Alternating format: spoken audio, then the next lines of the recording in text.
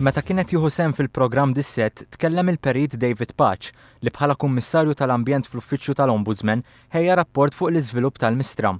Fl-2008 il-MEPA approvat Outline Development Permit li fi kliem l-avukat Fenek dan il-permess ta' drittijiet lill-applikanti li ftit li xejn setgħu jiġu rtirati. Ġifieri meta inti applikant jagħmel dak kollu li jeżiġilu, jgħaddi l-żmien, jonfoq ħafna flus, mela da inti ma tistax 5 years down the line taqbad u tgħidlu le mhux ħantiwlek jekk ikun għamel kollu. Dwar dan jaqbel ukoll il-Perit David Patch.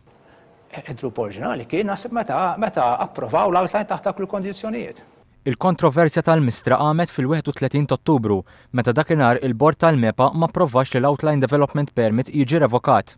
Dwar dan il-Kummissarju David Patch qal hekk. Sa ċertu punt sab il-fatt kompjut. Patch li fir-rapport tiegħu qal li l-MEPA kellha dritt li tirrevoka l-permess, ammetta li l-permess finali huwa ferm aħjar minn dak li ġie approvat fl-2008. Meta ġew għal-full il-massa kienet ġiet ridotta ħafna, kienu naqsu xi solari u bidlu minn 4 blokki forma tanal ta' żiemel kienu saru 6 blokki individwali u nbidlu l-qisien, nbidlu l-għolijiet, jiġifieri kien sar żvilupp ġdida u naqsu l-blokki. Dawa pożittiv da, mhux pożittiv, le għatwa, dan kien aħjar.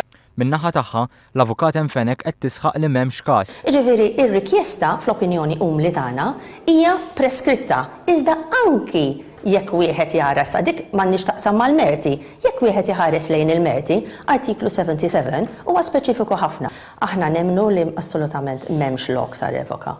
Fil-programm dis-sett Fenek akkużat li laqda din l-art ħelwa b'motivi ulterjuri. Outline permit ilu li ħareġ mit-2008.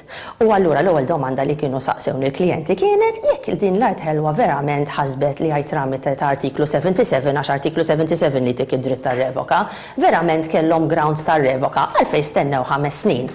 Jirriżulta li bil-permess kif approvat mill-MEPA f'Ottubru li għadda, l-iżviluppatur aċċetta li jnaqqas l-ispazju għall-appartamenti u li tal-bini u postijiet għall-istabbilimenti.